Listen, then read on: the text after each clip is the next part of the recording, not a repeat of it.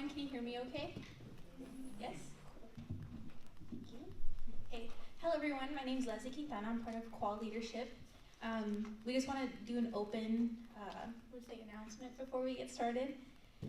So hello everyone. We're brimming with excitement and appreciation of having everyone here joining us today at Fresno State to honor and celebrate the voices and visions that contributed to this year's 24th volume of Flies, Cockroaches, and Poets. Prior to the start of our event this afternoon, we would like to acknowledge that the Fresno State campus sits in the midst of the San Joaquin Valley, a valley rich in the traditions and representation of American indigenous peoples and cultures. We are grateful to be in the traditional homelands of the Yokuts and Mono peoples, whose diverse tribal community shares stewardship over this land. Alrighty, hello everybody. My name is Victoria Monsivaiz, also part of CWAA leadership, and I will continue this portion of the opening welcome in Spanish. Buenos días todos. Gracias por su presencia aquí con nosotros para honrar y celebrar las voces y visiones que contribuyeron al volumen 24 de este año de la revista Flies, Cockroaches and Poets. Antes de empezar con nuestro evento, nos gustaría reconocer que el campus de Fresno State se encuentra en medio del valle de San Joaquín, un valle rico en tradiciones y representación de los pueblos y culturas indígenas estadounidenses. Estamos agradecidos de estar en las tierras tradicionales de los pueblos Yokuts y Mono. Diversas comunidades tribales comparten la administración de esta tierra. Furthermore, bringing awareness of tragic events occurring to those native to the lands of Palestine, Sudan, and the Congo, we stand in solidarity with those who are unjustly impacted and are struggling for the security and the right of peace and autonomy. The Chicanx Writers and Artists Association was founded on the principle of advocating for basic human rights and will continue to do so. CWAA serves as a platform to diversity, politicize, and amplify the voices throughout California's Central Valley and to anyone in search or need of an artist community. We are grateful for all of your continued support since the group's first publication in 1991. This journal would not be what it is today without our readers, nor without the resilience, dedication, and passion of the writers and artists who submit to this journal every year. Además,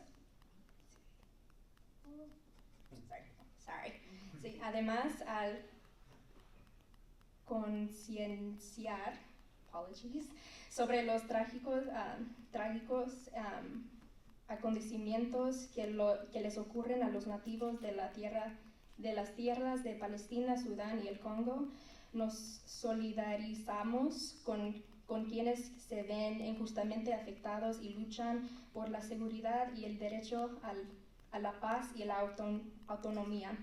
La Asociación de Escritores y Artistas Chicanx se fundó sobre el principio de defender los derechos humanos básicos y seguiría haciéndolo. We will have our first set of readers come up and read their work, and once they're finished, we'll have an intermission to give everyone an opportunity to browse our art gallery. We have some of our artists here today, so we encourage you to ask them questions about their work. Also, free copies of the journal are located at the back table. That's actually outside. If you have not already grabbed one, after intermission, we'll wrap up with our second set of readers. The bathrooms are located right outside. Go down to the end of the hallway and turn left, then they'll be on the right. We also have food that's free and available for you to enjoy in the back table.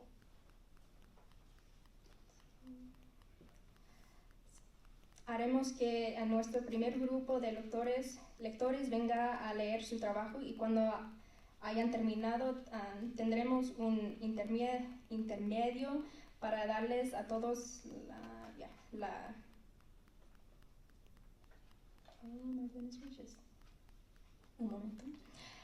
sirve como plataforma para diversificar, politizar y amplificar las voces en todo el Valle Central de California y para cualquier que busque o necesita una comunidad de artistas.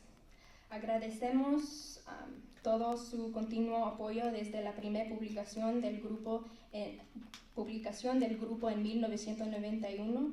Esta revista no sería lo que es sin nuestros lectores ni sin las resiliencia, la dedicación y la pasión de los escritores y artistas que contribuyen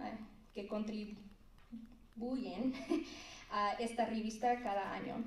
Haremos que nuestro primer grupo de lectores venga y lea su trabajo, y cuando haya terminado tendremos un intermedio para darles a todos la oportunidad de explorar nuestra galería de arte.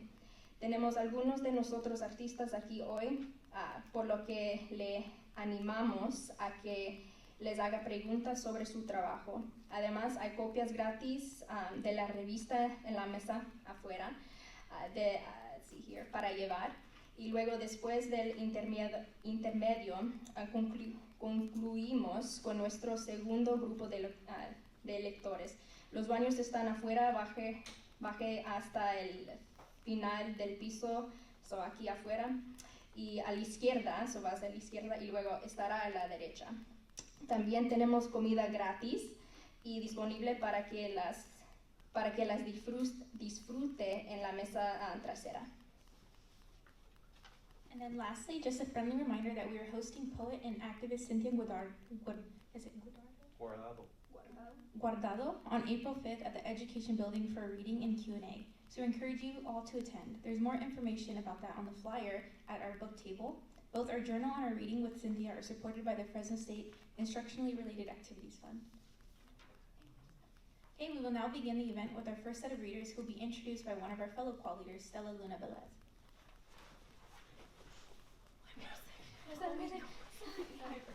Ya mero. Okay. Por último, queremos recordarles que recibiremos a la poeta y activista Cynthia Guardado el 5 de abril en el edificio de educación para una lectura y discusión. Así que los animamos a todos a asistir. Hay más información sobre eso en el volante en la mesa afuera, cerquita de los libros. Tanto nuestro diario como nuestra lectura con Cynthia cuentan con el apoyo del Fondo de Actividades Relacionadas con la Instrucción del Estado de Fresno. Ahora comenzaremos el evento con nuestro primer grupo de lectores, que serán presentados por una de nuestras compañeras líderes de CWAA, Stella Luna Velez. Gracias.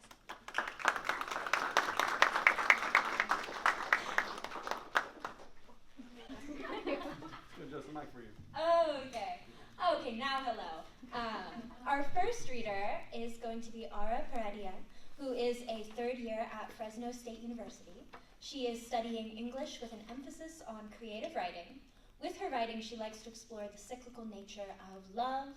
In her own time, she reads fashion theory and comics. So everyone, please welcome Ara Peredia.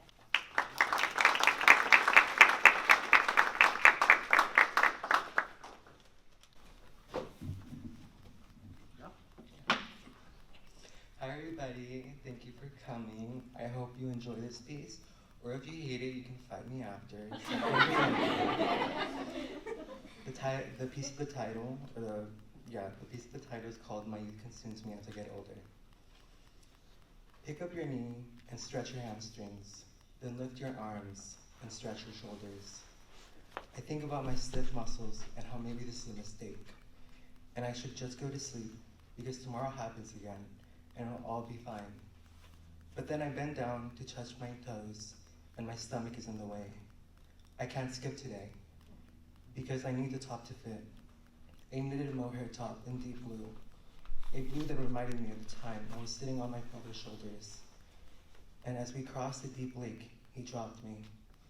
And before he grabbed me, I looked up in fear, witnessing the world from below its surface, floating down, an arm stretched in front of me, extended like the tops, elongated sleeves that reach the knees and make you feel like a child. The blue top is the blue water that has become my second skin. Walk down a couple blocks and listen to your body. It's too hot. That's why I don't wear the top. The concrete gets hot, travels through my shoes, and my feet begin to heat up. A thin film of sweat forms on my forearms. Droplets come dripping down and my deep breaths tell me I need to stop. I look at the trees, and my uneven hips come in. The mohair top would make things worse. The water wasn't real and wouldn't replenish my skin. I need something loose. Now I think about the skirt I want to buy, a white mini skirt, organza at its hem, and with a bow on the left hip. That hip hurts right now, and I wonder why the XL has a waist size of 40 inches, and I'm stuck with the waist size of 44. I think about 44 and continue to walk. Jump the fence into the elementary school that she used to go to. I looked at the grass field where I would run with the other children, run with liberty charged by boyhood as I avoided the potholes, dirt under my nails from crawling on the grass when words like organza and mohair meant nothing to me. Now I'm chasing the ideals of femininity, strip myself away from the grimy masculine freedom of the child I once was, away from the boy who wore the same Angry Birds shirt a child once wore. The shirt was an unappealing vomit blue. The shirt is the same color as the mohair top. Where's the shirt now? Maybe in my garage with the other bags of childish clothes. And now you run and let your youth consume you. There's a choker I'm sewing right now with a bow on the back. I tore the bow off a minty green dress and thought the long strands of the bow would look best coming down my back. Bows on my ever-changing body. Bows mean a lot to a girl, a definition of girlhood. This is a return to girlhood, but it isn't. I didn't have that. What I returned to is an Angry Birds shirt that lived in a boy's body. My boyish childhood can't hide itself in the deep waters because my hip hurts. My waist is still 44 inches, and I'm sweating. The sweat has become my second skin. Second skin wrapped in fear, frustration, and fear. There's no one to tie or untie the bow on my neck, only me, until none of it matters, because I've tripped on a pothole, fell on the floor, and got dirt under my nails. Thank you.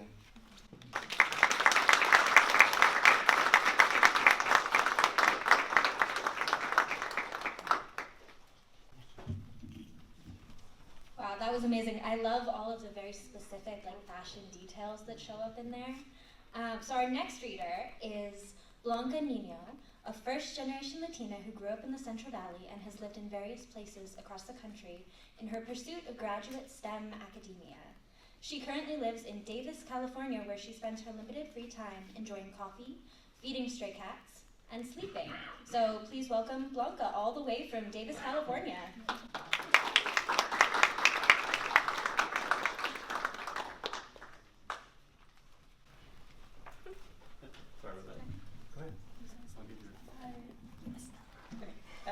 I grew up in Fresno, California. I did my master's here at Fresno State, and then I'm now doing a PhD at Davis. My piece is kind of long, so I'm only going to read the second half. That's still pretty long. It's still in 2 pages. Okay. And the piece is called Blanca Nieves. My name is Blanca. My partner and I drag my little brother along as we make the 40-minute bus trek to a barbecue fest held downtown. The event is sparse. Being downtown Fresno, we are surrounded by a typical community of Spanish-speaking, dark-skinned citizens. A Caucasian man running a stall calls out to my brother and I, completely ignoring my partner, who is dark-skinned. He makes small talk, casually dropping hints of racism, and asks me and my brother our names. My partner walks away to sit on a bench. I say my name is Mary. The man makes my brother an iron horseshoe with his name welded on, free of charge. I internally pray my little brother doesn't say our last name out loud.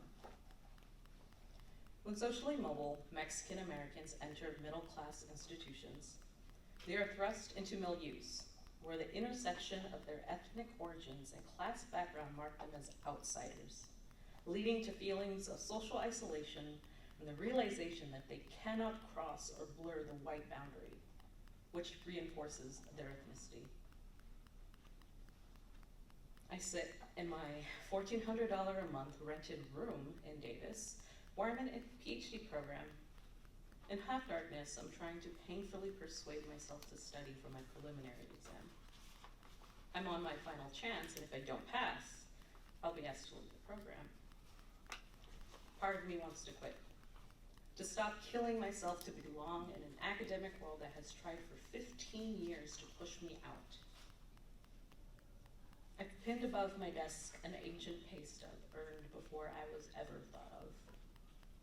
A half-life of migrant work, a father's broken back and splintered hands in endless fields under desert sun at $4.25 an hour. An overtime week of 52 hours yields $200. With soft hands, I can make this in 4. My heart reels thinking of the enormity of toil, sweat, dignity, and equality, his determination to bring home something, anything, some offering to show dedication and love. It would be a dishonor to fail now. For some, Mexican American means that they are American with a trace of Mexican ethnicity that remains salient because of their skin color. Displaced Native Americans and persecuted Mexicans, like my ancestors, I've become far beyond the starting line. I am the fucked up anomaly product of our socioeconomic background. Despite all of the above, an internalized American colorism dictates that my skin is a barrier, disallowing me from this designation. A false dichotomy pressuring me to believe I am not the same. So I reject roots and self-exile on the pretense of humility, of guilt.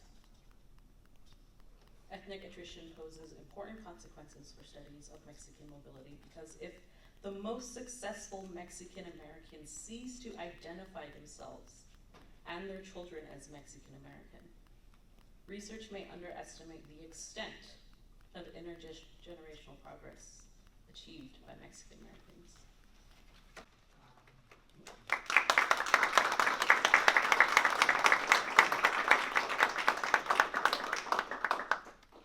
So that's my piece. I just want to say a little bit about it. So this piece is about personal identity crisis and where I fit in as an adult in Mexican American culture.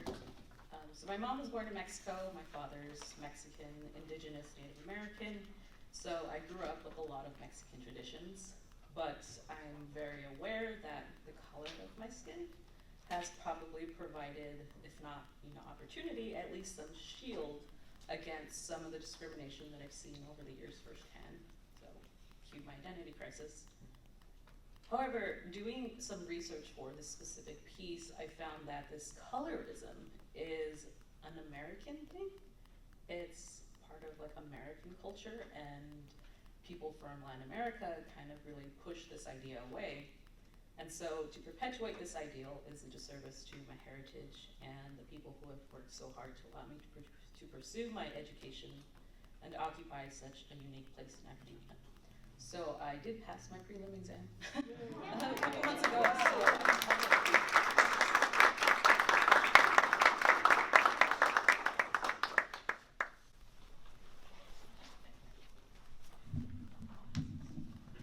Thank you, Blanca. I really love the way that piece blends, particularly the personal and the academic into one piece. And I think it's wonderful too to see the blending of STEM and English together. I just think that's so cool. Our next reader is Chloe Abella. Chloe is a graduating creative writing major and a prospective MFA student at Fresno State. Just got accepted. She just got accepted, so let's have a round of applause for her.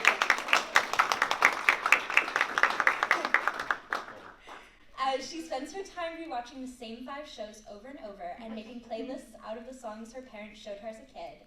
Her writing is heavily influenced by her family, nature, spirituality, and love.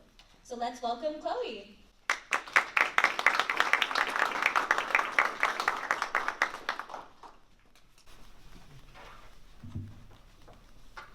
Hi everybody, thank you for coming. I feel really honored to be accepted to this journal. It's been a long journey but I am happy to be here. So the first two poems I'm going to read are the ones that were accepted, and then I have a few other ones that I'm kind of proud of, so I'm going to read those ones. The first one is called Cosmic Tree. My roots reach so deep, deep, deep down into the earth. A tsunami could come right now, and there I'd still stand. Tall, strong, with my branches reaching, stretching out towards the sky, with rubble and debris all around me, decomposing, fueling my growth until I'm 40,000 feet tall, and the planes have to swerve around me, and the people in their seats watch me, with cameras held tight in their hands, but they've never seen anything like me, and their film can't capture what loving eyes can. The next one is called Not Quite 90s Kid, and this one is for my biggest supporter and my biggest inspiration, my dad.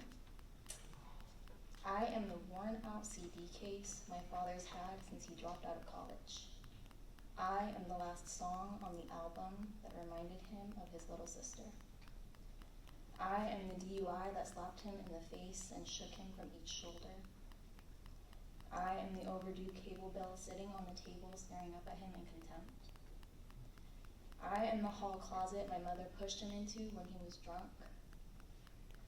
I am the morning beam of light that slashed his eyes when he crawled out in the morning. I am the battered Doors t-shirt from his youth, gray and lint-balled. I am the reminder of my father's will to live, clouded by addiction and machismo, wrapped up in the body of a young girl, his daughter.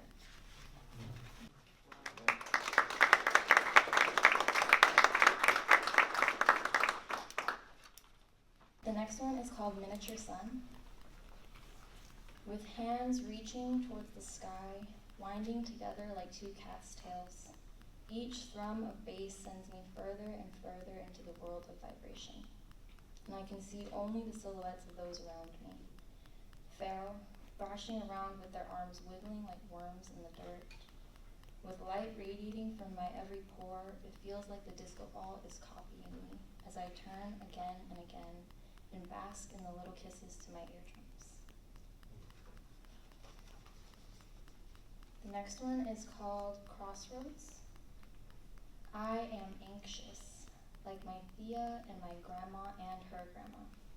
My worries have eaten away at my mind like the dry rot on that t-shirt in the thrift store. Pick me up and I fall apart in pieces of dust and faded fabric. I am anxious, like my mother and her mother. Worried about the state of the world, the state of me, until a moment of ecstasy where I can see from here to the sequoias as the wind brings echoes of the mountains down to our valley. I can see phantom trees shifting in the breeze, their stumps no longer empty. I am here, always torn between this spiritual seeing and the weight of this unbearable knowing. And then for my last one, it's a little short. It's called Tinnitus. My right ear started ringing last night, and I wonder what it means. Is it true that someone is talking about me? I hope they're saying nice things. Now I'm wondering what the rules are, because I see you every time I'm writing, and by now you're probably going deaf if our signals haven't gotten crossed. I hope you know I still say nice things. Not that I say them aloud, but to me I think it still counts. Just because we don't speak doesn't mean I don't say nice things. Living in a world where we don't know ourselves, you and I were meant to drift. As each passing day turns into years, I hope you still say nice things. Thank you.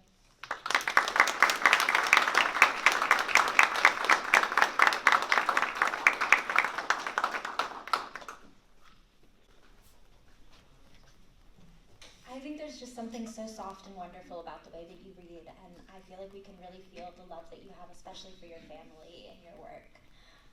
Our next reader is Ellis Brewer. Ellis is a senior at Fresno State pursuing a Bachelor of Arts in English Literature. They love academic writing and analysis, but creative writing has always taken up a soft space in their hearts. Ellis typically writes about whatever comes to mind first, usually inspired by thoughts and feelings he has no other outlet for and has never felt a connection to any particular form or genre. He's written fiction, fantasy, creative nonfiction, poetry, and many unintelligible notes app entries. Feel that? Writing is a form of art and expression they love to share. So without further ado, welcome Ellis.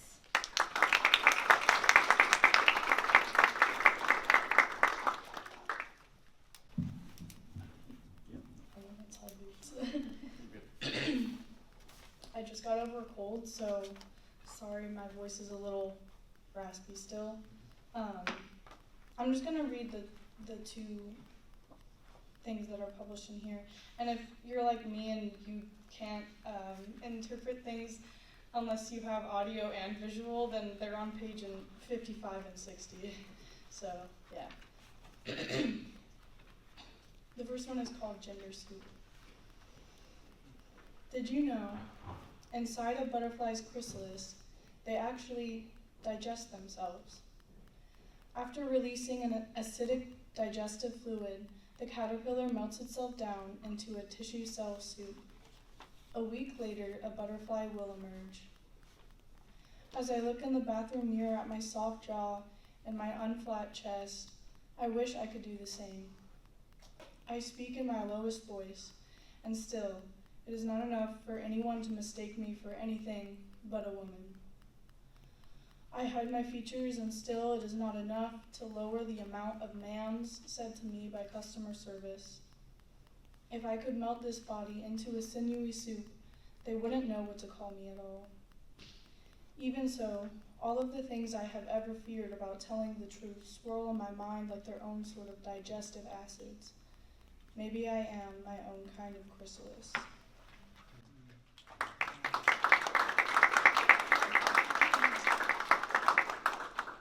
The second one is called Unclassifiable. Are you a girl or a boy? I am barely conscious, blinking into a sun I haven't seen in days. My wings are still folded close to my body as I dangle from my branch, and still the questions fly. What am I? I want to laugh in their faces, for even I am not sure of that, but the glare of so many examining eyes makes it difficult to move. They want to understand me, or more accurately, they want to understand how they should treat me. But the joke's on them. I am neither, and both, and everything at once. Knowing they will always struggle to classify me, I feel almost powerful.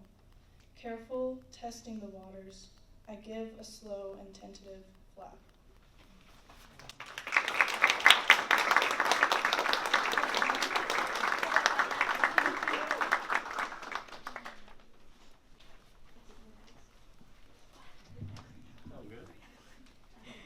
Thank you, Ellis. I love the way that these two pieces really connect with this metaphor of the butterfly that's extended. And I also love your fashion sense. You always have the greatest outfits. So next, coming up, we have Emily Peacock. Emily is a senior in creative writing at Fresno State University. In the future, Emily hopes to make creative writing more accessible to incarcerated youth and is currently working with Poetic Justice, a nonprofit focused on healing through writing in the carceral system. She is also one of the leadership of CWAA, so give a big hand for Emily.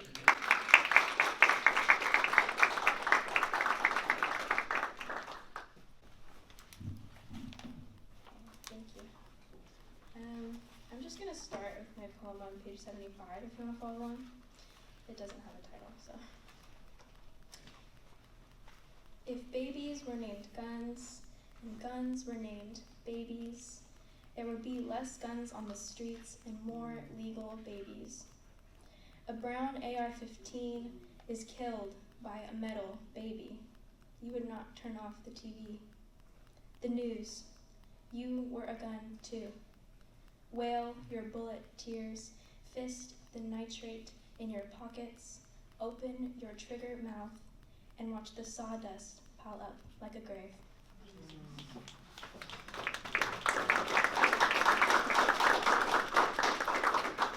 I'm gonna read out of book really fast. It's just a poem that I like to read because we're in Fresno, and The poem mentions Fresno, so I have to read it, you know. But I write about this persona called girl sometimes, and it kind of just represents like girlness, you know, personified. And so girl struggles with substance use disorder and things like that. That's just a little bit of context. But this poem specifically came out of a video I saw on Instagram. Some guy was driving through Fresno and he like videoed this sewer gutter where there was a corn stalk growing out of the sewer. And he was like, oh, that's so Fresno. So that's kind of where this came from. And this is called Girl Sunburned. There's so much goddamn desire here in Fresno right now. A cornstalk splits itself upward from the grates of the serrated sewer mouth. How seed can spark in so much darkness. How a body survives the spaces between its cage. Horse revealed in green slats across the chain-link freeway in pieces. A palm tree turning into another. Things standing still won't see. I turn left and Erica happens. Erica, where I left her in that garage of smoke and shadow, only enough shards of Michelob to catch a flaring moment of her. She asks me to put the car in reverse, to travel back before all this camp and hay. Tell the sprout of me that the cage is not what fractions us, but the desire for light, for what light might make of waste.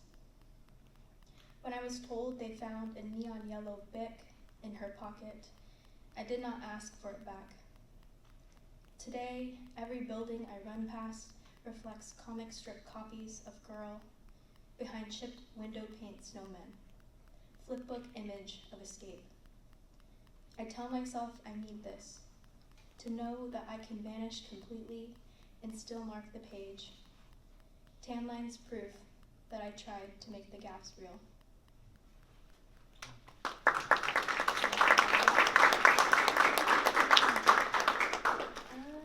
I'm gonna read two more. This is another girl poem real fast. I just love girl. And I guess I should have read them the other way around, but this one is kind of a cherished piece of mine. I just like it.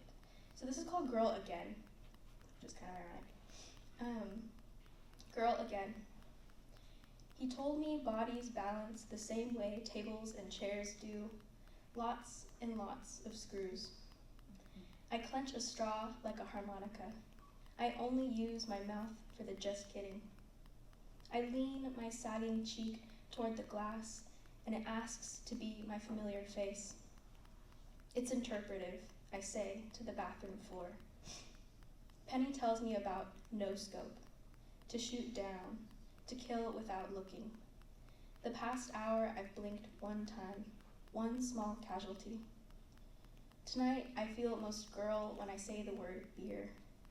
Fist of hair held high as I fan my neck in this room, all gasoline and ghoul. When I was a kid in a grocery store, I would confuse melatonin and melanin. That put you to sleep melanin, put you in the ground melanin. My mom says about my dad. People probably think, oh, how sweet. He brought his maid and her kids out shopping. How do I separate the moments so they can't touch? Like Thanksgiving dinner, like I'm boxing some for later. Later, I'll be crawling on the asphalt again, in the parking lot again, until every empty car looks like home. I'll tell you a secret. Years from now, I'm home from my first AA meeting at midnight. I won't wake up in anyone's socks but my own. The sky is sharp and I'm witness to friendship. The TV dish obsoleted by its shadow, red and winking to anyone. I know it's fucked up to have antennae, to point to the twinkling and hear the signal bounce back.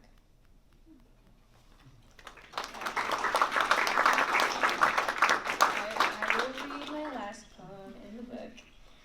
This poem is also really special to me because, and it doesn't say this in here because I wrote this before I started working at CCWF, which is the women's facility in Chowchilla, just north. like it was said in the bio, I work with Poetic Justice, so we do workshops in women's prisons. If you want to become a volunteer, like, feel free to come and talk to me. We're looking for people. But yeah, this was written in response to the work that they write in those workshops. And I kind of wanted to write these letters to some of those pieces. So this is a series of letters out. It's on page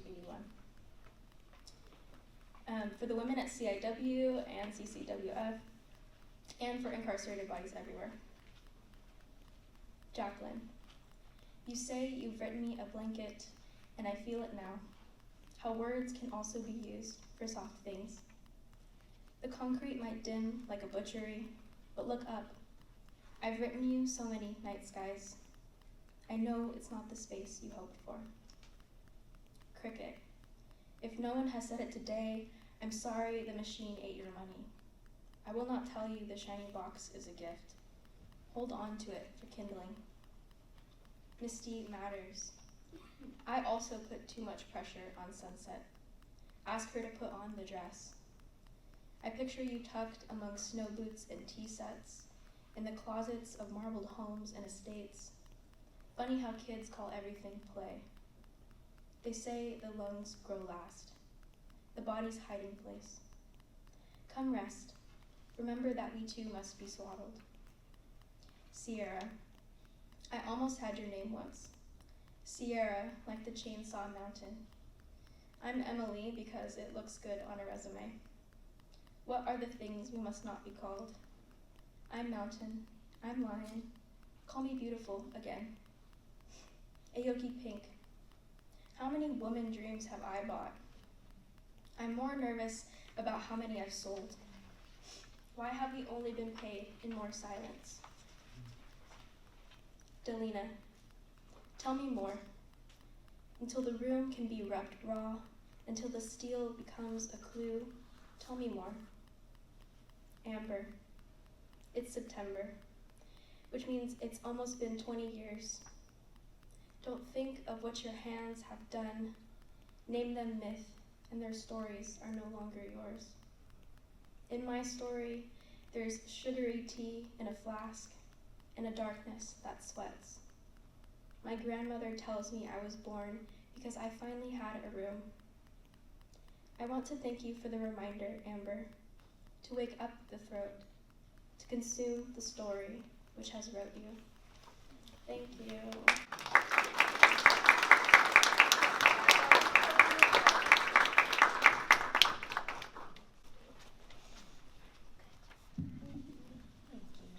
Emily is absolutely one of my favorite poets in that she combines the personal and the political so well that even her poems that are very personal have this bent of the political and this point of view that is just really lovely.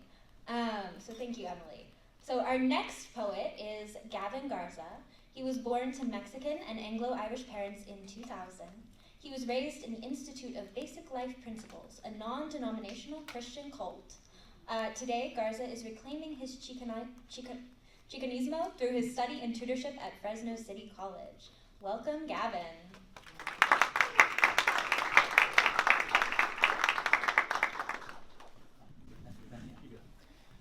How's everyone doing tonight? Or today? Afternoon.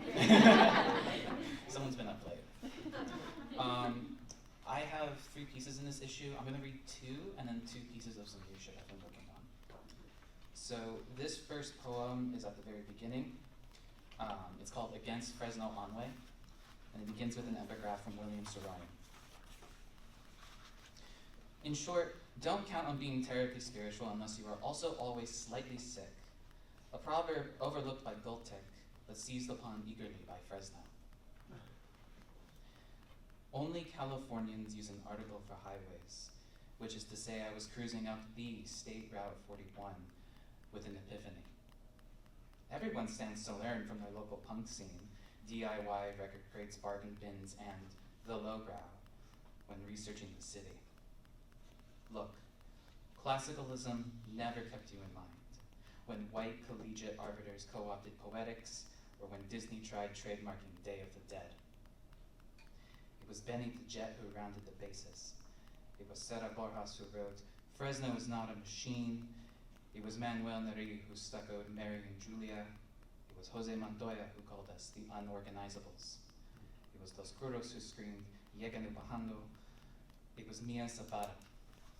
It was Untitled, Sleeping in the Fields. So, while I hold this next poem up, I have this joke I actually really need to tell. I need to tell this joke. So. There's this drunk guy walking down the street. He flags down this cop and he says, "Hey man, somebody stole my car." And the cop goes, "Where was it?" And he was like, "Well, it was right here on the end of this key." And the cop goes, "I don't know, man. I think you should, walk on down to the precinct office, fill out the proper forms, get a report in and whatever." Drunk guy goes, "Well, all right." He starts to walk away when the cop goes, "Hey man, before you hang 10, make sure you zip up your fly." Guy looks down his pants and he goes, "Oh man, they got my girl too."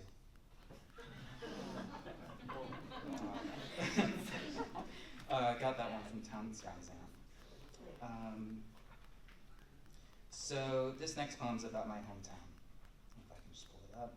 It's called Palette of Sanger, California. Yellow is the color of scratched grass fields, undulating to hail cannon prayers. Abuelitas cobija, the Virgin Mary. Her boxes upon boxes of Gottschalk's receipts, dated before 2008. Red gets attributed to petals and prickly pears, rarely brick or the soft tissue under tearing calluses. White is your neighbor's chihuahua who can't seem to shut the fuck up. Brown is an orchard of cratered persimmons, the backside of pink chips, jumping spiders sunbathing on the car cover for a Riviera in need of a knee replacement. Plus, a well-seasoned flat-top grill dug out for catering events. Quinceañeras, you'd think, but it's for funerals. Green is a pile of your house's hair clippings. What else could it be? Orange is a batch of orejas, pizza boxes blown into oncoming traffic. Your tia's corona when the sun hits her silhouette right. Pale blue is the memory of a regulator who punked you for your take and bake, or the mood after your first kiss, which God is happy to remind you of. Don't ask for the color of the sky. You'll never get the same horizon twice. Silver is at the heart of your mother's cooking, and the trail of your father's psoriasis flakes like a snake track. Oh, and the 76 Raiders. How could I forget about the Oakland Raiders? Thank you.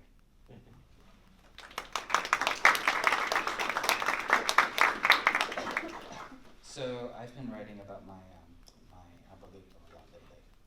I'm kind of realizing how much I need him right now. This one's very, very new, so subject to change. It's called Papitas with Papa, or How I Learned to Bite McDonald's Hash Browns Like Communion Bread.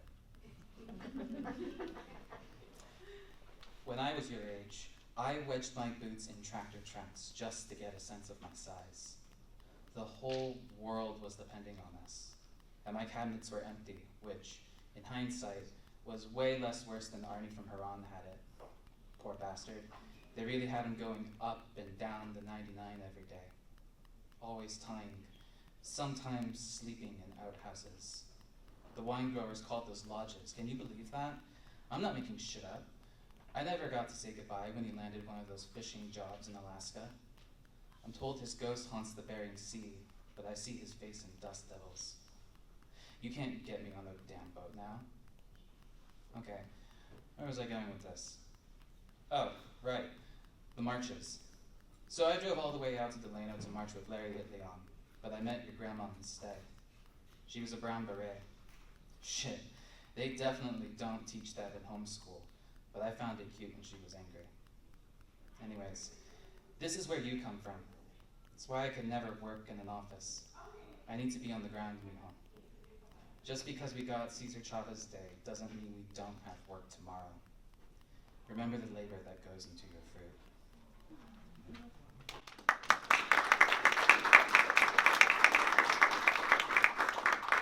So this isn't quite, it's a thing.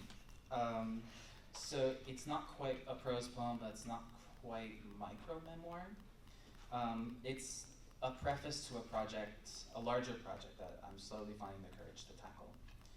It's called The Last of the Green 2023. Begins with an epigraph from the noise rock band Valadez from their song Memories Far Away. It's in Japanese, so I'll give you a rough translation. In my distant memory, I see you passing through two strange towns around us. The sea turns into blood. That was the only thing I would allow. I'm at a stagnant fellows party. There's fresh tortillas from the gamal as tree bark gets tossed into the bonfire. He knows not to trust grapevines for kindling. Josefo sits across the flames with his third drink of the night. Valley fever, he shares. It took my tia. The body can't fight it. It's like a plant that grows inside you. Really, it's like a plant that grows inside you. The local mycologist chimes in, but he keeps insisting. It's like a plant that grows inside you. My veins turn yellow. The next morning, my hair clip breaks, and I run into Kimby at Component Lab. She's dolled up with her strawberry dress and an almond latte, gentle with the Rosetta pour. The ivy shades her kitten smile. What's wrong, friend? She asks. A pregnant pause. Kimby, I crack. I feel as if I'm going to lose something soon, and I don't know what.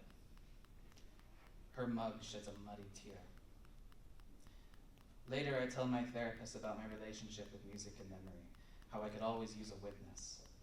Every generation throws a hero up the pop charts, finding new ways of singing happy survival. So far, Life is Far from the Beerflix films we saw in homeschool. It's wound up more like Mike Loves His Beach Boys, where elephants make their living playing jeers when, secretly, they just want you dead. I've survived, and yet, none of it feels real to me anymore. Doors are closing, she hangs. Thank you.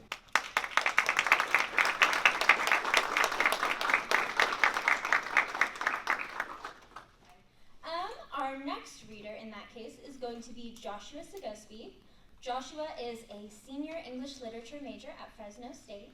He is currently applying for grad schools to continue his academic journey. So welcome, Joshua.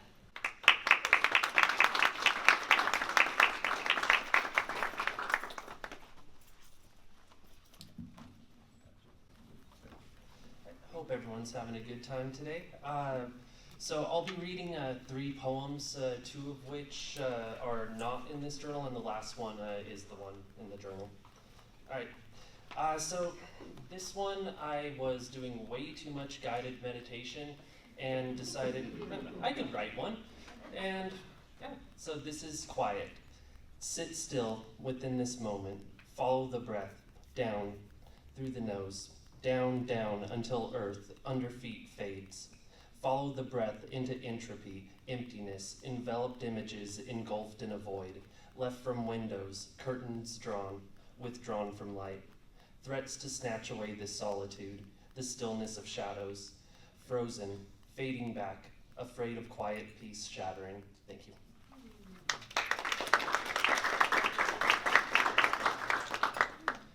This is called I Watched a Butterfly. I watched a butterfly from the window in my childhood room, swept away by the unnaturally cool September breeze. I grew envious as I grew backwards, a kid again, daydreaming of uncertain futures. I watched a butterfly from my childhood room and recalled the time when I was 5 that the neighbor kid snatched one mid-flight and tore its wings off. Watched it squirm on the ground. I remember the sorrow, the pity, the anger, as I only stood by, silent. I watched a butterfly from my childhood room and forgot who I was. Cross-eyed, disconnected, devoid, disgusted, disillusioned. I watched a butterfly from my childhood room and wished I could go back. Thank you. This is my last poem. It's in the journal. It's called For Dead Friends. If you end up burying me, tell them all I died in my sleep. Kissing ghosts' hands, shiver, invisible knife wounds, blood burst atrophy. Hanging here, hearing the baby crying, forgetting to breathe, asleep on park benches, forgetting to remember. Now let us forgive all the pills and the booze and the kindness of strangers, desert dry desserts, mouths of sandpaper, empty veins, useless, pitiless stomach decay. If you end up burying me, we will know the way following bloodstains, remembering how alone, with only dark behind closed eyes. Thank you.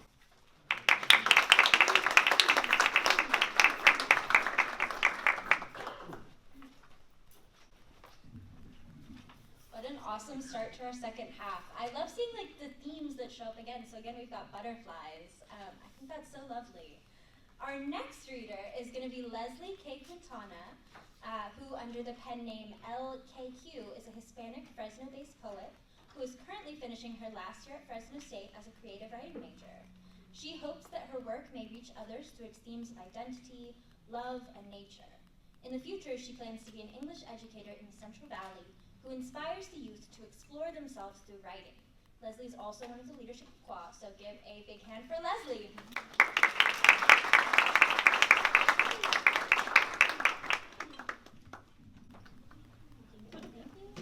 So I'll be reading my 3 poems that are in the journal first.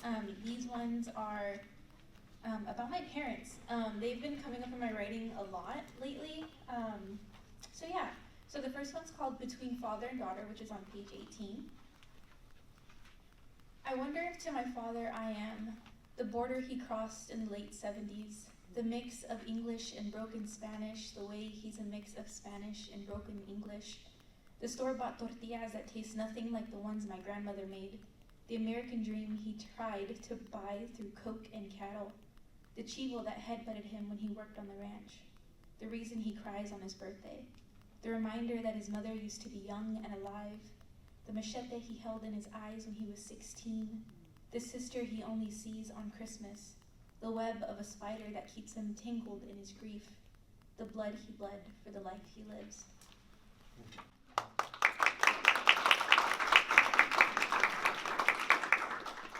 The next one is on page 19. This is called Secret Engines. So this one actually came out of a workshop with Bryn Saito. She's an amazing poet here and educator here at the Fresno State campus. So it's kind of like all the things that kind of inspire you to write. And yeah, a lot of that is my parents, my childhood, and my grief. So this is Secret Engines. Why is it that my father cries while my mother's face resembles stone? It only ever erodes when the rain pelts heavily. I wonder why I write only of sad things. Are the small things not also divine? I am haunted by the winter of 2016, a lost friend, do we ever find each other again?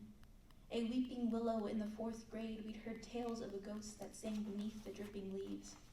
A childhood that haunts as a child always felt, always remembered. In a woman's body, I still cradle the child that cannot sleep. I still reach for my crying father. I try to chisel away at my mother.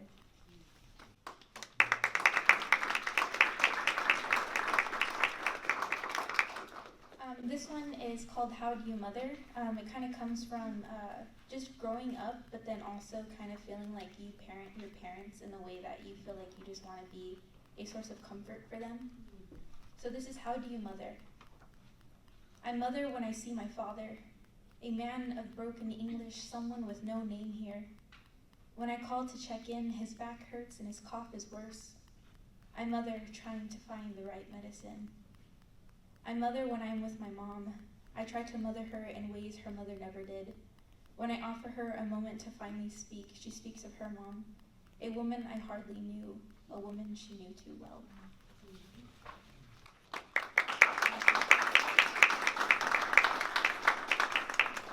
Okay, then we're going to shift into some poems that are not in the journal.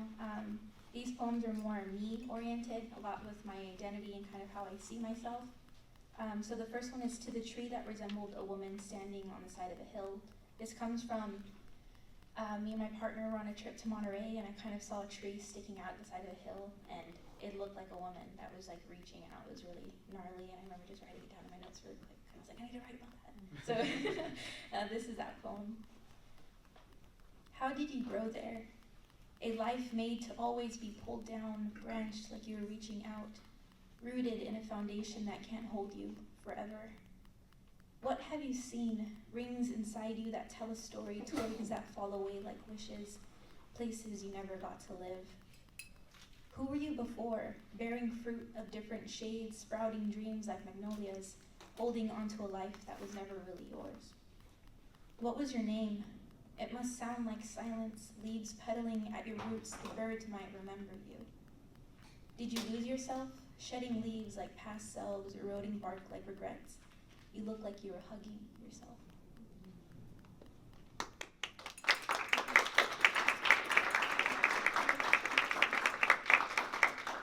My next poem is called Carnivorous, and this is about, it's a poem about writer's block. It's picking at all the little scraps of writing I have, trying to make other pieces come together. This is Carnivorous. I'm a vulture, looking for small scraps of life to call mine. The bits of love that hang off the bone, I spend my days convincing others that I'm full. I circle above looking for something weak, a moment to hang on to, something I get to call my own, and knowing I'll be the first to sink my teeth in. I watch for a wavering and step, a word misused. A predator tends to have fangs and claws, but I have my pen and paper. The spread of my wings helps me catch sunlight, increments of life to push me forward, yet I cave at the scent of words at the end of their life. This type of hunger reeks of blood, but it breeds ideas. It is the individual carcasses spread out in my journals. It is the cleaning up of my poetry's death.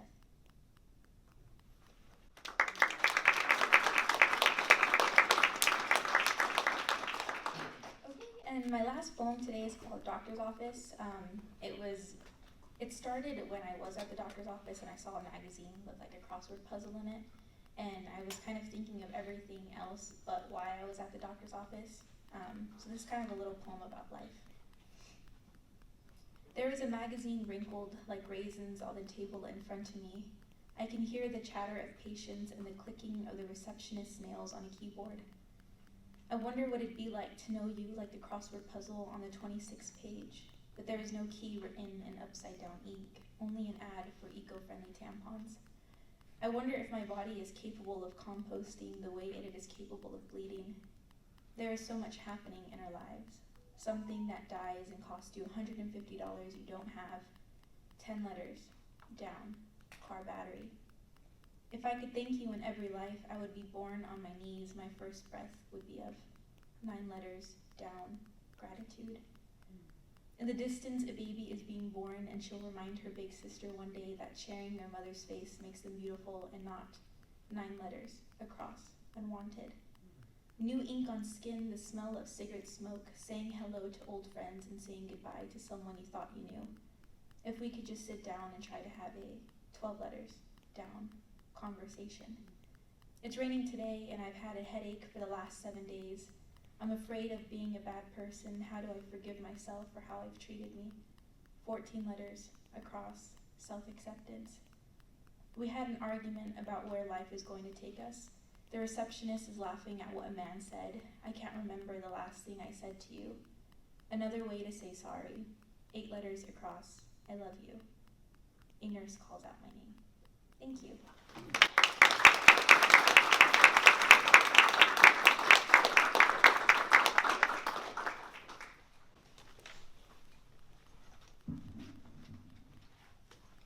Thank you, Leslie.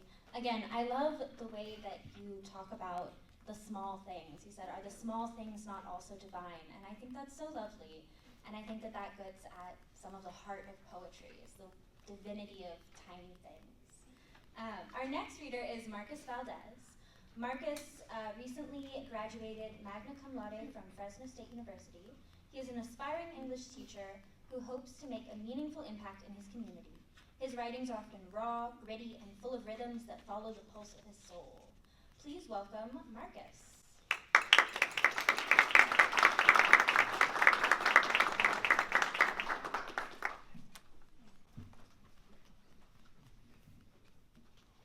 Hi everybody, I just want to say thanks to CWAA for everything they do, putting this together. Thank you to everybody who came out today. I really appreciate you guys being here. I'm going to read 3 poems today. First one's going to be from the journal. The other 2 are not. They're all kind of on the same wavelength. Kind of talking about a time in my life that was really dark. The final poem that I'm reading is kind of a declaration to myself. gonna stop living in the past and those dark times, thinking about that and writing about that. A lot of my writing was about those times in my life, and I kind of want to start writing more positive things. So yeah, I am an aspiring teacher, but I assure you that my personality is not as dark as the poetry you're about to hear right now, so just bear with me. This first one is called Mud. I grew from the mud, but never bloomed into a lotus. Jehovah told me keep a humble soul, don't let emotions bubble up like bottles of shaken soda that explode. I was never soaked in holy water, but I walk holy by faith, no sight, no home to go to, but the sun still shines on me. I still find food to eat regardless. God is wearing camouflage, I couldn't see him with binoculars. Some people live in Oculus, argue our life is a simulation, but if this is fake, then who makes it real? If God doesn't live through me, then I'm just living off how I feel. And I feel exhausted. Existence is exhausting. And I don't know if I got the strength to fight these demons off me. I got scars that look like scope that got sloppy slicing into my body. I got memories I don't want to recall. Killing myself chemically with alcohol, body sprawled on the floor, unable to remember the night before. Who am I? I am the drifter, existing on the fringes of society, sleeping on park benches, people watching and fighting the thoughts inside of me, silently lurking between buildings and back alleys, because the public's uncomfortable, seeing me humble, sleeping with a duffel as a pillow and a jacket as a blanket, jabbing syringes in my skin like the ritual is sacred, because this vein is a gun range and I've been shooting it up. Truth is, I'm too into drugs to ever feel love. I'm so numb, I forgot what it was. So here I am, back where I started, deep in the mud, empty-hearted. No lotus petals parting from my core, no quarters in my cup. People don't even notice me anymore, and I can't blame them. I'm not a lotus flower floating in the calmness of a pond. I am the fossil of a life impossibly lived, stuck deep within these suffocating mud pits.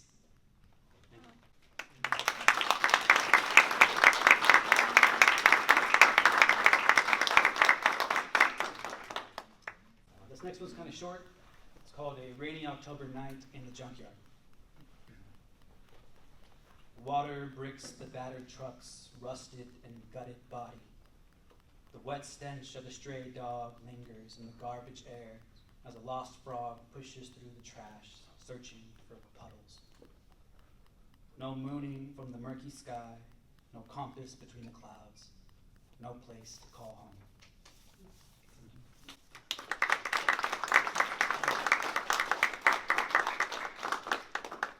This last one's called Trauma.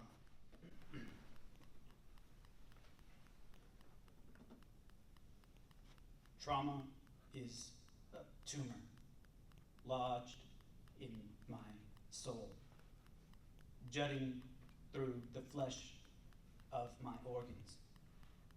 Memories I can't forget. If I could forego this phantom pain, I'd grow into a beautiful orchid. Instead, my insides are distorted with tumors disproportionate to my torso. The torment I go through is a storm in the form of thoughts and emotions exploding on my mind like hot lava from a dormant volcano awakened by thoughts unstable. Corrosive memories burning images into the back of my eyelids, burning the nightmares I've lived into my head, sneaking around street lights, ready to die in the night air, knife in hand, eyes zoned in, focused, heightened senses, side effects of being homeless. The secrets of my life are burdens that can never be eroded. Untold stories stored in my mind storage are enormous brain tumors. Ignoring them is one hell of a performance.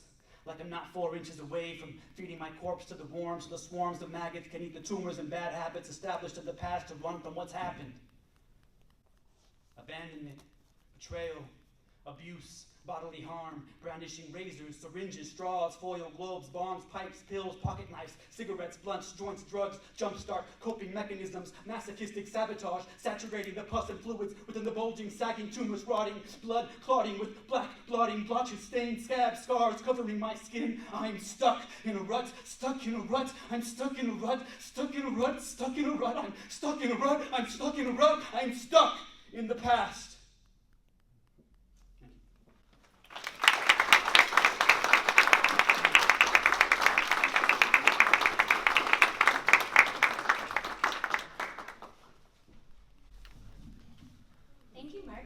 I really love when poets really commit to the piece, and particularly the lyricality of the writing, but also of the performance.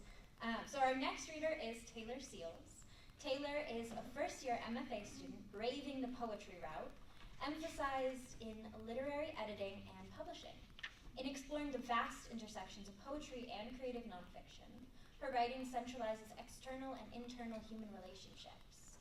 Many of the themes Taylor excavates in her work tackle Black American generational trauma, maternal lineage, interpersonal bonds, and BIPOC queer romantic experiences. In her free time, Taylor saves space to enjoy all forms and realms of creative art to fill her spirit and enjoys life with her dear family and friends. Welcome, Taylor.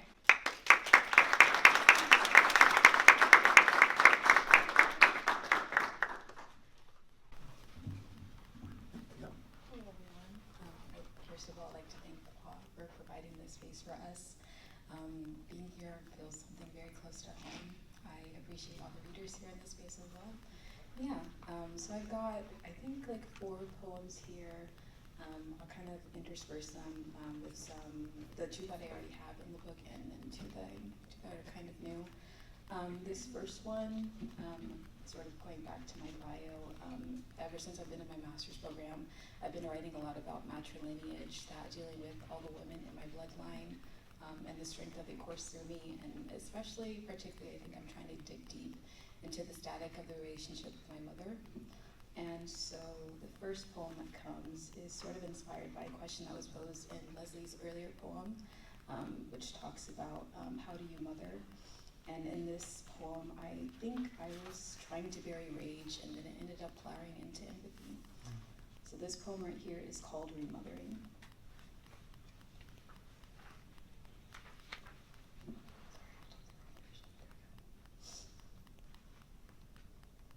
And I would like to apologize a little bit to the small sprinkles of people that have already heard these poems.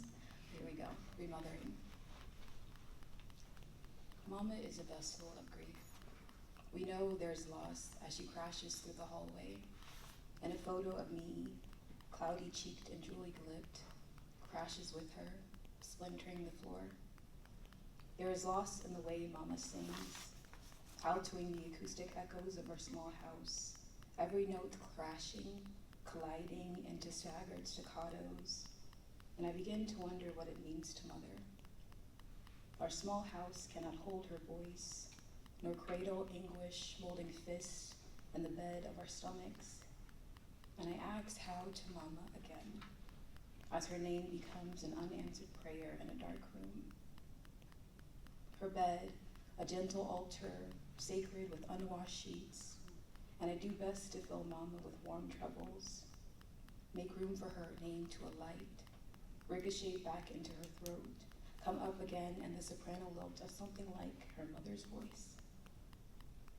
I do best to Mama the way she needs.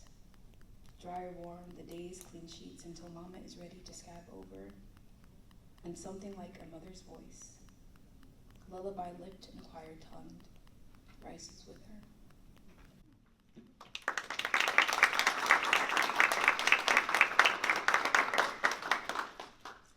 And then I'll go into the book right here. This one is called On Hands, and it's on page 48. On hands. I'm not very fond of my own hands. Their thickness too much of broken branches, curved around the knuckles like fallen sticks, the wood so jagged it meets the ground at each tip. Once, I obsessed over the muffled pop they would make every time I curled one fist into the other palm. Uncle says I have hands like my dad, and I've been troubled by the resemblance. Dad's hands have always been huge to me, thick digits that move clumsily in assurance, yet eager in prompted punishment, rough and ashen from years of pulling triggers, starting fires. I wonder of their softness before his father's passing, how the still Velcro of them was once maybe like fluid velvet. Maybe Mom rounded his calluses out at one point, trying to keep them soft. Her hands have always been beautiful to me, wide palms that spread into piano-thin fingers, like wands and talons, her half-bitten nails, never glossed with polish. The base of each finger rarely peaks a hair. Nowadays, I have more scars than freckles. My sister's hands are a beautiful mix of her parents. Mom's almond tips, dad's heavy palms, warm despite their roughness, solid and used to living the world. Yet the way she holds her baby boy, with a careful thumb stroking his cheek, cradling his doughy wrist, mellow, patient, and soft in all the ways he's taught her to be. She gets it from Grandma too, whose tender joints are stiffening, even with her red polished nails. Despite the aches, swells, aging joints, Grandma never misses a chance to smooth out any jagged edges. She's cared for others her whole life. Warmth still glows in her fingertips, and my comfort starts in her palms.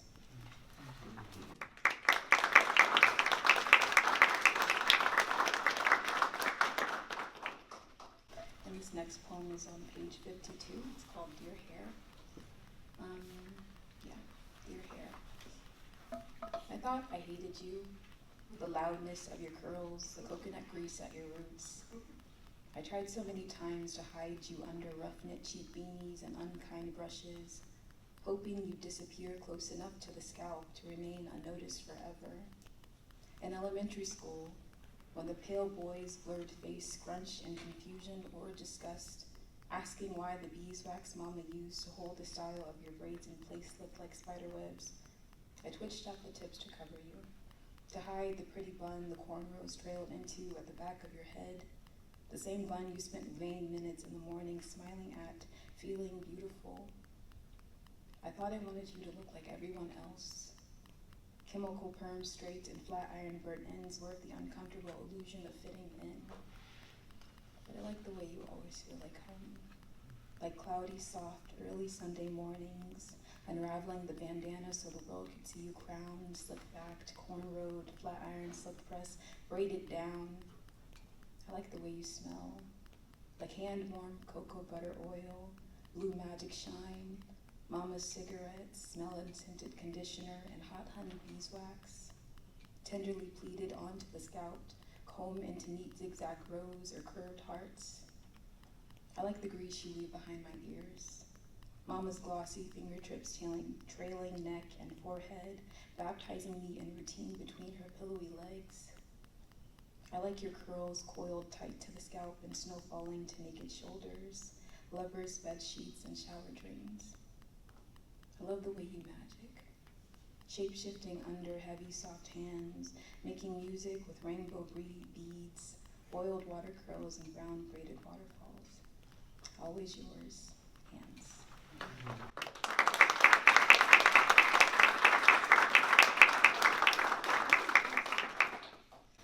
This last poem I have here is called At My Altar.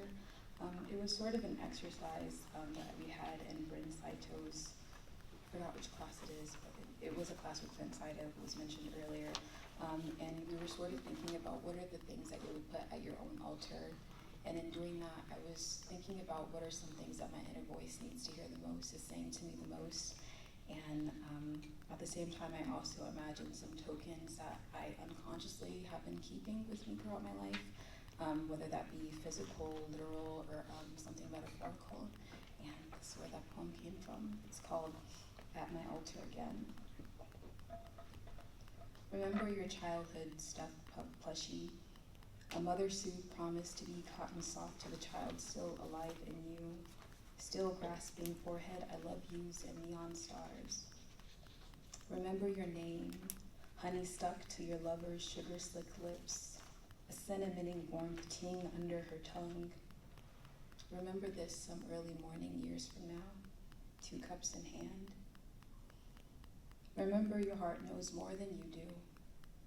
You are the staccato unraveling the surface, the echo of your ancestors' dreams. Trust this. Remember to leave your window cracked open. Let the air inflate song into the exhale of your lungs. A solar symphony of whistling wind, sight reading all your dreams under a new sun. Remember to keep chasing the rhythm and never stop listening for it. Remember to light your candle, the orange telling you you're home. Thank you.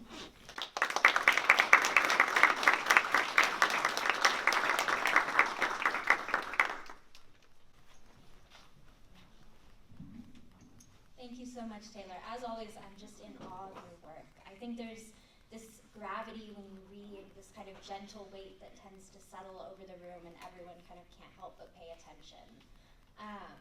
Our next reader is going to be Valentino de Pietro Hernandez.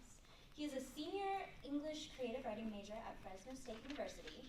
He likes the bizarre, the paradoxical, and whatever makes him smile and cry. He's a fool who praises folly, living his life to the fullest by preparing for death. Welcome, Valentino.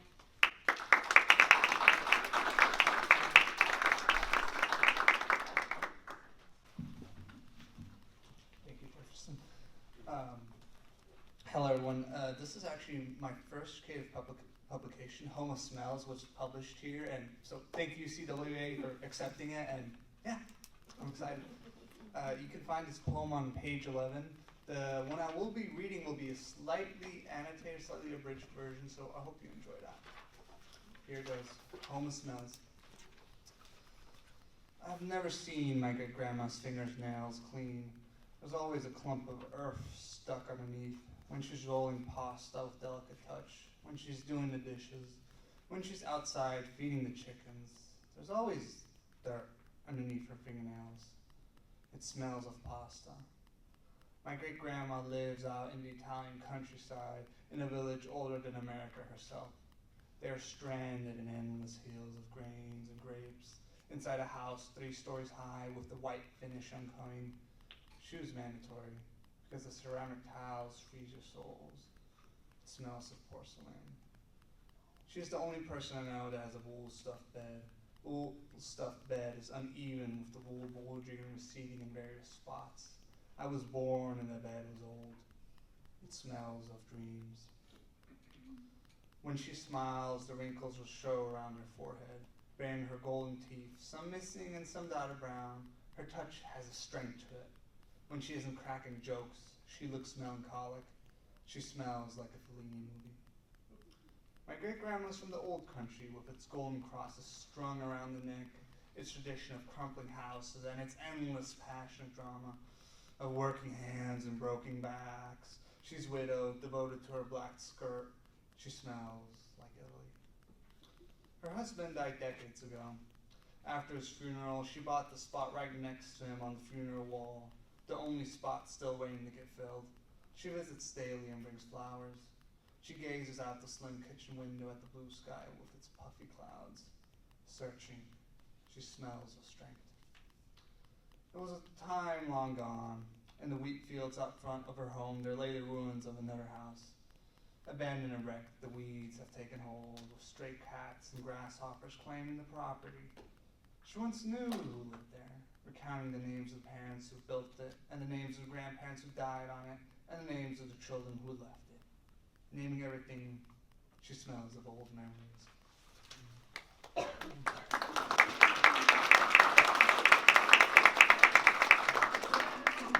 Thank you.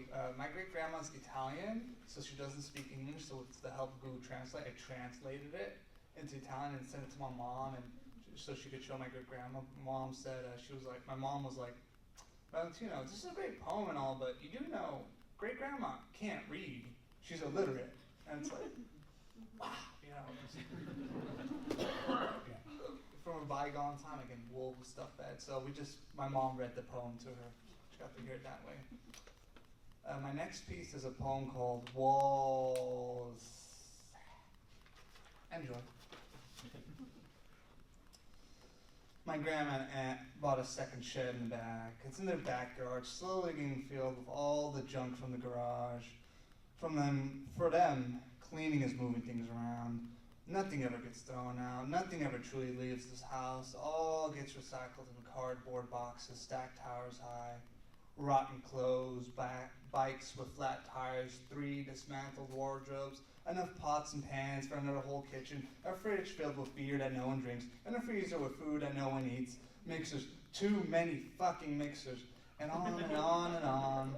The towers rise until you can't see the top. Don't throw out the disc. We'll take it. It's wood, nice and sturdy, says my grandma.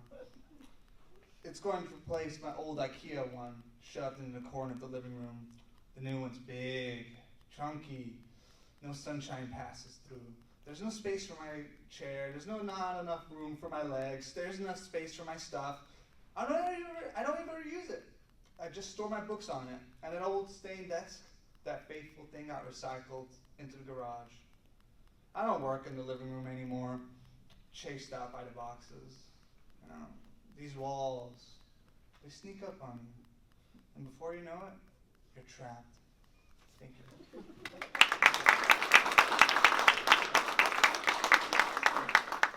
I come from Switzerland, so small country, not a lot of space. So whenever I see those boxes in the garage and everything just piled up like that, it does something to me. My next poem will be What Then? It would also be, this is again about my grandma, but a little different direction. Enjoy. What then? When you tell me about the 8 children you raised, one dead from childbirth, with a husband who was a stranger to his kids, as you tell me I shouldn't be stressed, I say it's easy to do what you did. There's no time to feel after all when you work with no downtime, money making, baby making, stress making. But tell me, Grandma, what happens when the voices die down and the night approaches and it's just you and the washing machine rumbling and everyone's asleep with your thoughts flying alone? What then? Thank you.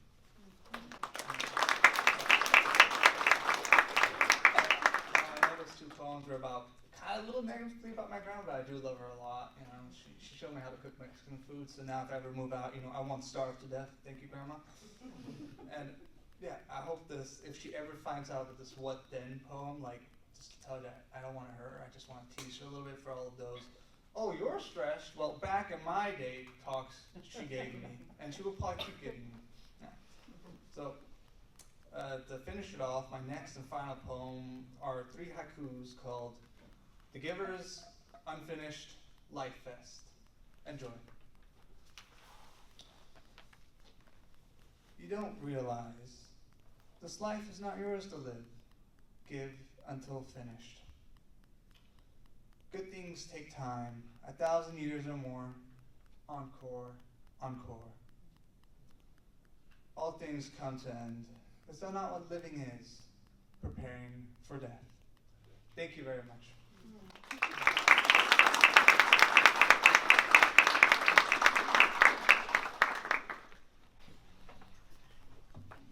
Thank you, Valentino. I love the humor that shows up in your work.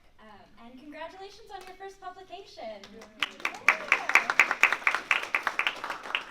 Our next reader is going to be Vincent Landeros. Vincent is a Fresno State alumni who graduated with a bachelor's degree in the spring of 2023. The piece he contributed to the journal was inspired by his anniversary trip to Monterey Bay, celebrating 9 years with his girlfriend. Oh, that's so sweet. Welcome, Vincent.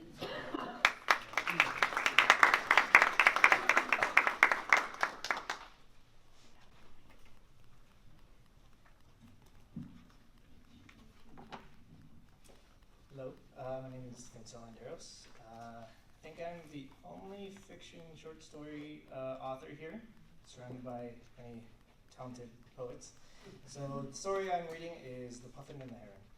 It's on page 22. A black canvas with clouds shattered from a storm that had just passed. The moon illuminated what she could, the clouds intercepting her dim light. She was unable to shed light on a puffin that perched along the rocky shoreline. He sat upon the rocks watching the waves crash.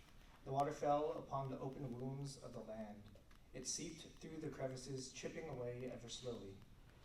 Even the shore would submit to the sea. The puffin's orange beak was tinted red from sniffling. The rough sea breeze made it only worse. The feathers that should have covered him were plucked clean off him, leaving only his bare flesh to protect him from the harsh winds. He had grown used to it, accustomed to this treatment. He looked out to the ocean, darkened from the night and only given an illuminated hue from the moon in flawed spots. His green hazel eyes lost all of their light as he stared into the beautiful abyss of a darkened sea. Behind him were neighborhoods that housed their own little world beyond each doorway. Some were lit from within, others had their lights on outside. Others were completely dark, like the one he had just left. He had his back turned to all the lights of civilization, and he could only see the failure of the moon reflecting upon the sea. The sound of crashing waves consumed the puffin as he closed his eyes in an attempt to bring about tranquility. He could only hear the pushing and pulling of the sea's eternal struggle, a repetitive constant that only resulted in stagnation. He imagined walking along the sand as he had done before with his friend, the grainy sand beneath his feet marking his existence. Though he was alone and afraid of being taken in by the ocean's embrace, his footsteps would be left behind only to be washed away like a stain, proof of his existence buried in a watery grave. When the puffin opened his eyes, he saw a familiar face. It was a blue heron that settled his wings as he perched next to his friend. He must have been sent by the moon herself and flown down from the heaven as blue feathers blessed his entire form. He glinted with purple hues underneath the shattered moonlight. The puffin was always stunned by the heron's beauty, but this time he was unable to see beyond the restless sea. The heron asked the puffin if he wished for company. He had seen him perched alone on the rocks and wondered why he would not be playing in the water at this time. The heron and the puffin played in the water when they were younger. They danced and played as the heron splashed the puffin with the sea. The sea played with them, using the waves to playfully jostle them about as friends do. They did this often, until recently when the heron started to see the puffin less and less. The puffin did not mind the heron accompanying him. He cherished his company at all times, but he kept silent. He had always been afraid of the water. When the heron played in the water, he played with the sea, trying to include the puffin, but the puffin never set foot in the sea. He watched his friend enjoy himself, and the puffin was content with watching. The joy the heron brought him was the one thing in his life that he happily recalled. The puffin said as much through a strained voice. Guilt dawned upon the heron as the moon broke through the clouds, elucidating the pair in her embrace. He peered into the side of the puffin's eyes. The hazel lost all of its color as he attempted to control his voice, though it still quivered despite the puffin's efforts. It dawned on the heron that all the memories he had of them playing in the water had just been of him playing in the water. He splashed the puffin, inviting him to join him, only for his invitation to be declined. Now, looking at his friend, he hadn't looked at him the entire time he sat with him. He realized that the puffin did not need to join him in the water because he was already drowning. The puffin was drowning from within. The water that choked him began to seep down his cheeks. Wet with sea spray, he carried an ocean of sadness that began to boil. The puffin tried to remain strong. He denied himself that he was drowning at all. But when one has been drowning for so long, one begins to grow gills. He felt seen underneath the gaze of the heron like a crab without a shell. The tears that trailed down his cheek exposed his vulnerability. He wished he was alone again so he could drown in peace. The water filled his lungs. The more the puffin tried to fight it, his sniffles were gasps for air. He shook terribly as the breeze gave him goosebumps.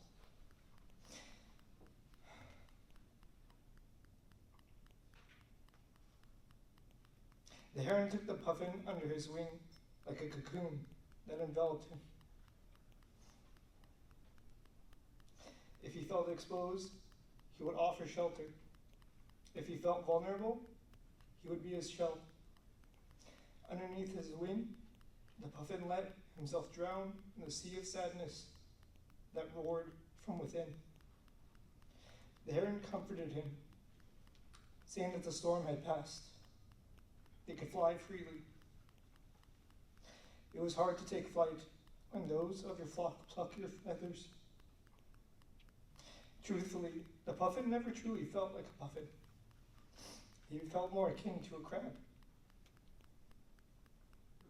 When he put when put in a boiling pot with other crabs, they will pull each other down with no chance of escape. His flock pulled him down every time he tried to fly. True to his nature, the puffin held a deep-seated jealousy that the heron could fly so freely. He said as much. Pausing, the heron agreed to the puffin's surprise. He never thought of the puffin as a bird, but more so as a crab, a hermit crab. In fact, he saw himself as a crab too, a hermit crab too. If they don't like their home they can always replace it with another, one that fits better. The heron gestured to his feathers and said that these were not responsible for his ability to fly. It was the heart. The ability to fly is simply controlling what comes your way. He could show him if he wished. The storm within the puffin quelled as he allowed the water to pour out from him.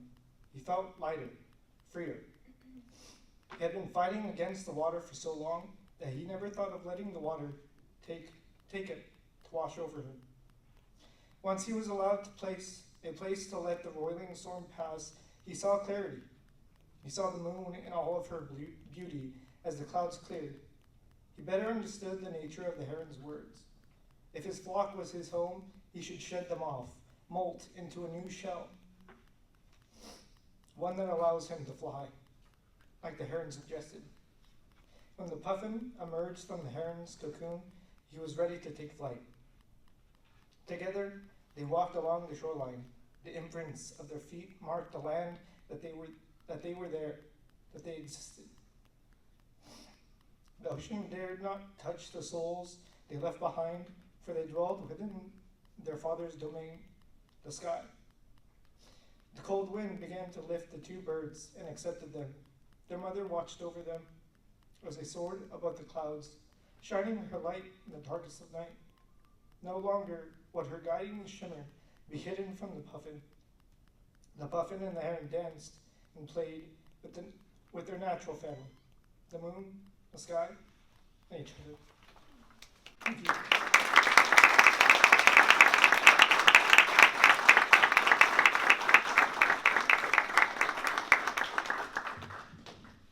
Thank you for that, Vincent. That was such a wonderful, lovely reading, and I think that feeling the work so deeply is really the mark of great writing and of a great reader as well.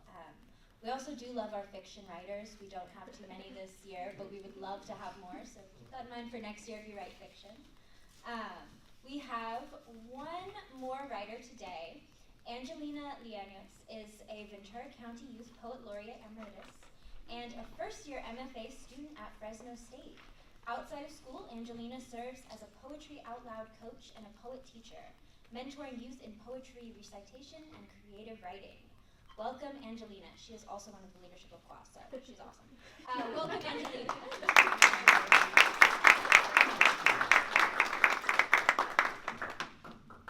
Hi, everyone. So I have two poems in the journal, but I'm just going to read one and then some new work. So the poem I'm going to read is on page 79. It's called My Pen is My Weapon in a World of Chaos. And this is for Ruben Salazar, 1928 to 1970. For those of you who don't know, as the poem will kind of explain, he was a Chicano journalist during the Chicano movement, and so, yeah, this is for him. I never wished to be a martyr. I was simply doing my duty as a Mexican American, as a Chicano, as a human, holding the police accountable for every unjust act that they committed against my people. For example, the other day, a teenage girl was thrown on the floor, tossed aside like last week's news, and no one did anything to help. Because that's the price we pay for doing what's right. You risk your life trying to save someone else's, and standing up for yourself only gets you floored like she was.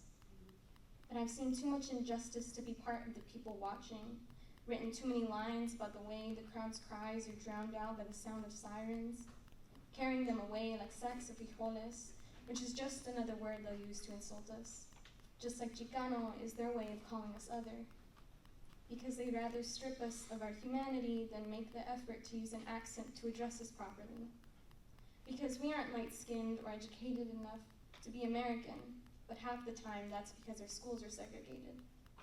Because calling us Mexican gives us a home country, and we aren't even worth that luxury. Because we aren't seen as equals. We are seen as problems, burdens, threats. After all, if you're not bending over in the field to feed everyone else, then you'll only earn yourself a target to bear instead. They use Chicano as an insult, but I'll take it with pride. I'll take this word and make it mine, just like this target that means I'm doing something right. So now do you know why they were after me? It's not because I was dangerous for my identity, it's because I was dangerous for my words. They make me more threatening than a man bearing arms because I speak the truth when no one else wants to. My pen is my weapon in a world of chaos, and I'll keep writing until there's nothing left to say, until there's nowhere left to go but up to that blessed place. They call it heaven, but I've lived my whole life in a city of angels, and it's only been my duty to make sure it lives up to its name, where acceptance comes before violence, and pleas for peace are not treated like riots, where every Chicano who comes after me is not born like a burden, but raised like a blessing, where every one of them is known for their name for all the right reasons, above all the misspelling and inconvenience, above all the side eyes and fake smiles, above all the dark history that runs like spilled blood. I want to know what it's like when I'm gone, when the things that come after me are not hard hands or tear gas, but something much softer than that, something that feels like hope.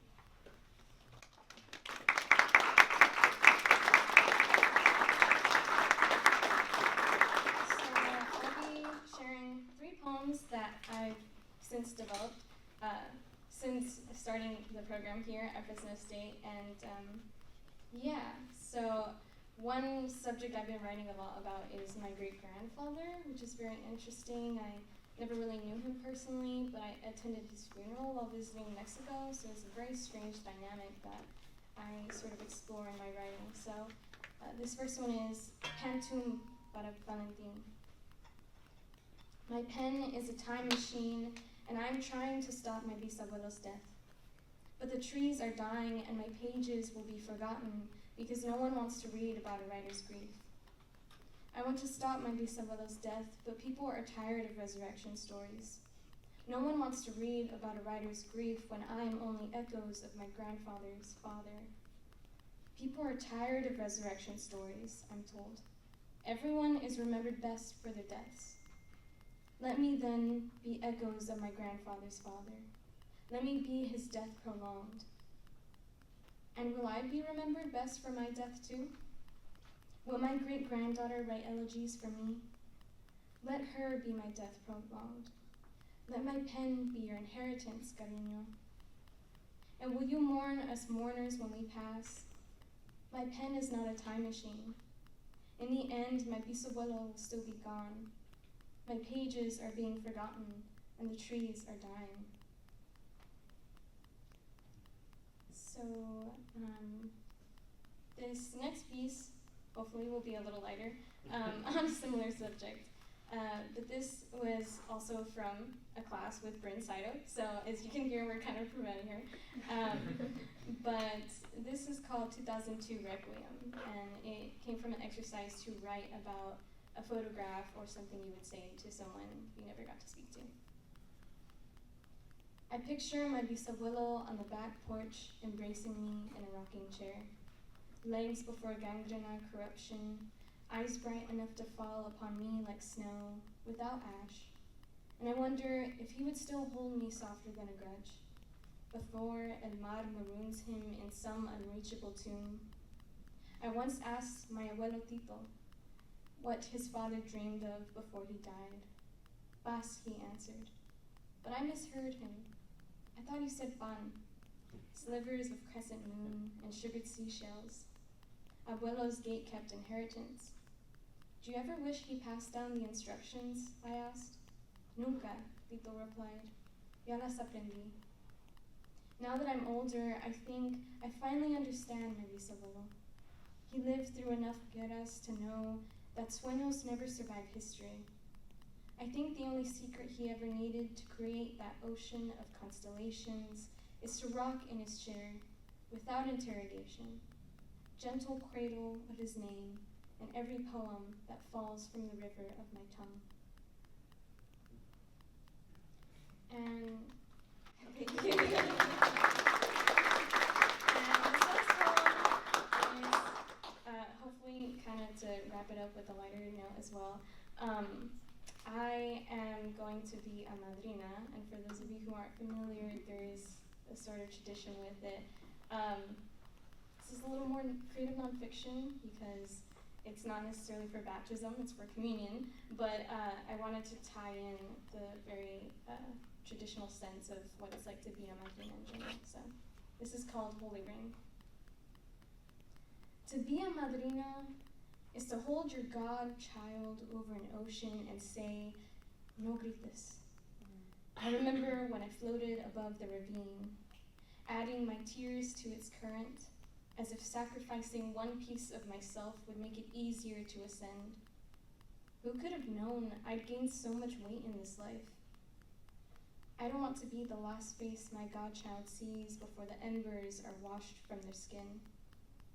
So instead, as they're drowning in holy rain, I'll whisper in their ear, yo también tengo miedo. I'm scared too, but we can find heaven together. Thank you.